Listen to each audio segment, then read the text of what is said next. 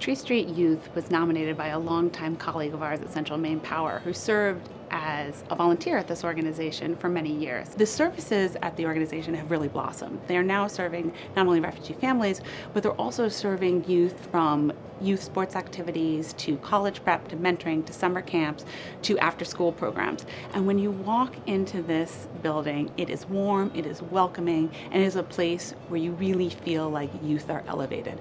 Their dedication to youth inclusion and social justice is clear, and we're very proud to be a partner with the Tree Street Youth Organization.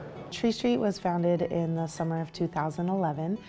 We serve about 120 to 150 kids a day, primarily drawing from the downtown Lewiston region, though any kid across Lewiston-Auburn is welcome to attend the center. And we do a lot of leadership training, academic support, tutoring, homework help, as well as a lot of just safe space mentoring and giving students a place to sort of have to come together, to spend time with their friends, and also build unity across lines of difference. We serve a lot of different youth from lots of different backgrounds. About 65% of the students that we serve come from our various immigrant and refugee families, and about 35% of the students we serve come from sort of families that have generationally lived in sort of the downtown Lewiston area. Probably one of the most exciting things is to see how the community has not only embraced the youth, and Tree Street has sort of created a pathway for community members to get involved, but also our youth to recognize the power they sort of have. And I think seeing kids,